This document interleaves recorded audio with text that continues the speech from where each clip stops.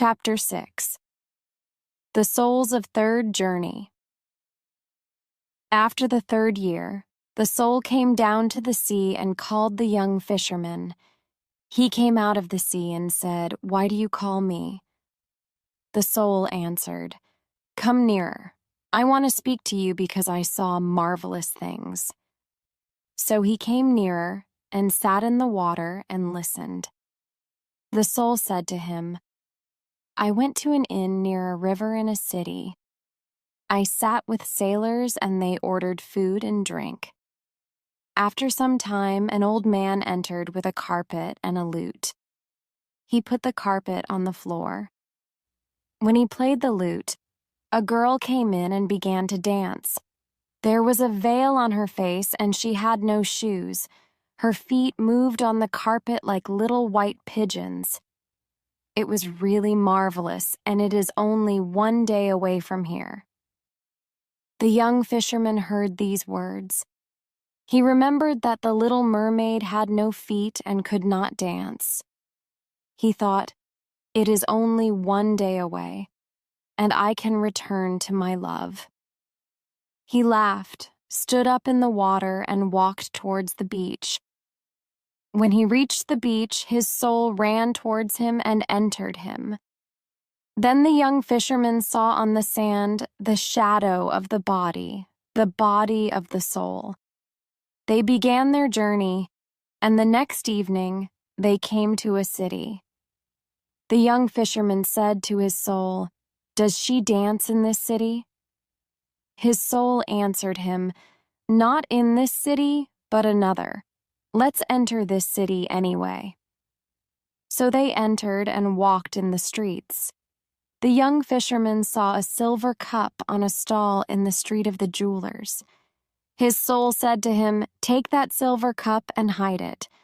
So he took the silver cup and hid it, and they went quickly out of the city. When they were far from the city, the young fisherman threw the cup away. He said to his soul, "It was not a good thing to take the cup and hide it."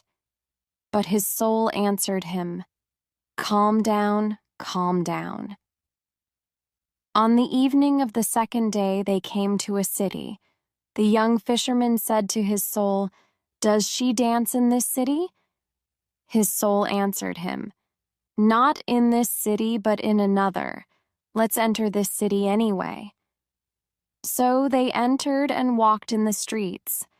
In the street of the sellers of sandals, the young fisherman saw a child. His soul said to him, "Hit that child." So he hit the child, and the child cried, and then they went quickly out of the city. When they were far from the city, the young fisherman became angry and said to his soul, "It was not a good thing to hit the child." But his soul answered him, "Calm down, calm down." On the evening of the third day, they came to a city. The young fisherman said to his soul, "Does she dance in this city?" His soul answered him, "Perhaps this is the city. Let's enter." They walked in the streets, but the young fisherman could not find the inn near the river. He wanted to leave, but his soul said to him, "Let's stay here tonight. Perhaps there are robbers outside." So the fisherman sat down in the marketplace. After some time, a merchant came and said to him, "Why are you here? The market is closed." The young fisherman answered him, "I can't find an inn in this city. I have no family here and I need a room for the night." "We are all of the same family," said the merchant, "and one God made us. Come with me. I have a room." The young fisherman followed the merchant to his house. The merchant gave him good food and a comfortable room. The young fisherman then went to sleep. After 3 hours, his soul woke him and said, "Go to the room of the merchant and kill him and take his gold." The young fisherman went into the merchant's room. There was a sword near his feet and 9 purses of gold next to the bed. When he touched the sword, the merchant woke up and said, Why do you want to kill me? I gave you good food and a room. I was kind to you." His soul said to the young fisherman, "Hit him." So he hit him, and the merchant lost consciousness. He then took the 9 purses of gold and went quickly away from the city. When they were far from the city, the young fisherman said to his soul, "It was bad to hit the merchant and take his gold." But his soul answered him, "Calm down, calm down." "No," cried the young fisherman, "I cannot be calm. You told me to do bad things, and I hate these things. I also hate you. Why did you do these things?" His soul answered him, "When you sent me out into the world, you did not give me a heart. So I learned to do all these things and love them." "What are you saying?" murmured the young fisherman. "You know," answered his soul, "you did not give me a heart. So stay calm. You will give other people all kinds of pain, and you will receive all kinds of pleasure." The young fisherman said to his soul, "No, you are bad, and I forgot about my love and did many bad things because of you." His soul answered him, "You did not forget that you sent me away without a heart. Let's go to another city and enjoy life together. We have 9 purses of gold." But the young fisherman took the 9 purses of gold and threw them on the ground. "No, I will not come with you, and I will send you away again," said the young fisherman. He turned his back to the moon. With the little knife, he tried to cut his shadow from his feet to eliminate his soul. But his soul did not leave him, and said to him, "The magic of the witch will not work. It only works once in a man's life. I will stay with you forever, and this is your punishment and your recompense." Now the young fisherman was desperate and cried because his soul was very bad. When it was day, the young fisherman said to his soul, "I will tie my hands together, then I cannot do what you tell me to do. One will return to the 𝗏 because my love sings there. I will call her. I will tell her about the bad things I did and the bad things you did to me." When he arrived on the beach, he freed his hands and called the mermaid, but she did not come. His soul laughed at him and said, "Your love gives you little joy. Come with me to the valley of pleasure. That is better for you." The young fisherman did not answer his soul. He built a house by the bay and lived there for a year. Every morning he called the mermaid, and every midday he called her again, and at night he spoke her name. But she never came to see him, and he did not see her anywhere. His soul always asked him to do bad things, but the young fisherman never listened to him because the power of his love was so great. Chapter 7. Love. After another year, the soul thought, "I tempted him with bad, and his love is stronger than I am. I will now tempt him with good, and perhaps he will come with me." So he spoke to the young fisherman and said, "I told you about the joy of the world, and you did not listen to me. Now I will tell you about the pain in the world, and maybe you will listen.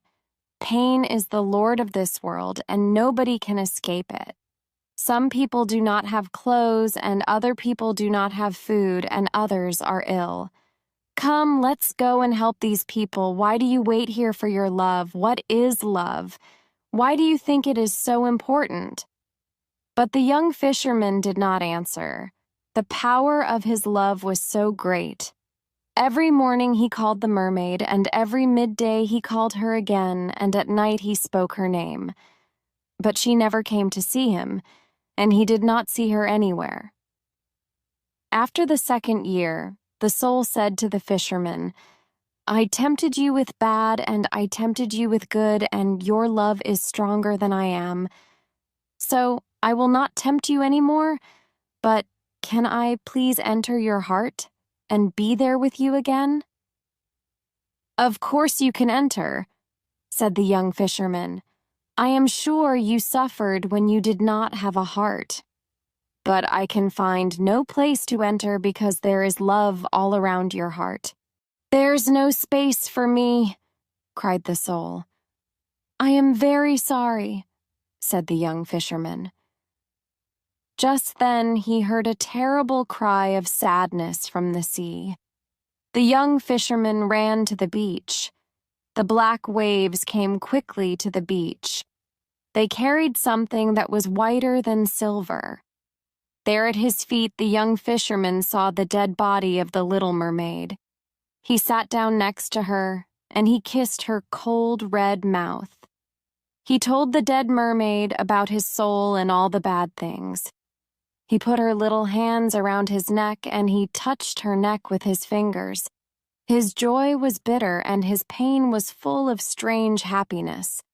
The black sea came nearer and nearer to them. "Run away," said his soul. "The sea is coming closer and closer. Go away, it will kill you. Run away to a safe place, but please do not send me into another world without a heart." But the young fisherman did not listen to his soul. He said to the little mermaid, "Love is better than wisdom, and more precious than riches, and more beautiful than the feet of the daughters of men. I called you in the morning, but you did not come. The moon heard your name, but you did not listen to me. I was bad when I abandoned you, but your love was always with me, and it was always stronger than bad and good. And now that you are dead, I will die with you also." His soul implored him to leave, but his love was too great, and he did not listen to his soul. The sea came near and tried to cover him with its waves. When he knew that the end was near, the young fisherman kissed the cold lips of the mermaid, and his heart broke. It broke because it was so full of love. Then the soul finally entered his heart, and the sea covered the young fisherman with its waves the fullers. Chapter 8. The Field of the Fullers. In the morning the priest said, "I will go and bless the sea because it was not calm last night." Monks, musicians, and many other people went with him. When the priest reached the beach, he saw the young fisherman.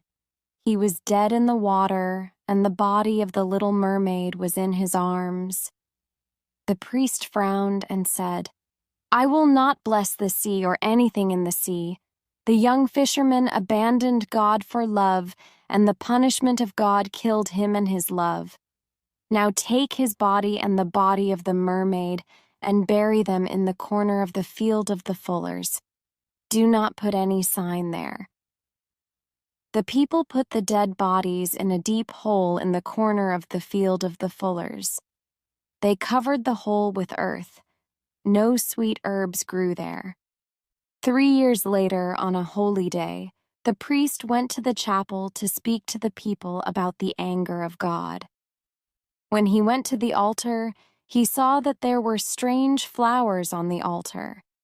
Their strange beauty worried him, and their perfume was sweet. He was particularly happy, and he did not understand why he was so happy. He wanted to speak to them about the anger of God. But the beauty of the white flowers worried him, and their perfume was sweet. He did not speak of the anger of God. He spoke of the love of God, and he did not know why he spoke like this. When he finished speaking, the people cried, and his eyes were full of tears.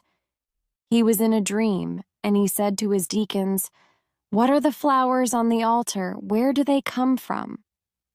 They answered him, "We do not know what kind of flowers they are, but they come from the corner of the field of the fullers." The priest trembled and returned to his house and prayed.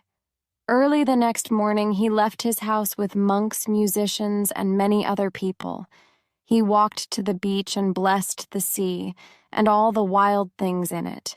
He also blessed the fawns and the little things that dance in the forest. He blessed all things in the world of God, and the people were full of joy. But the people of the sea went to another part of the sea, and they never came back again.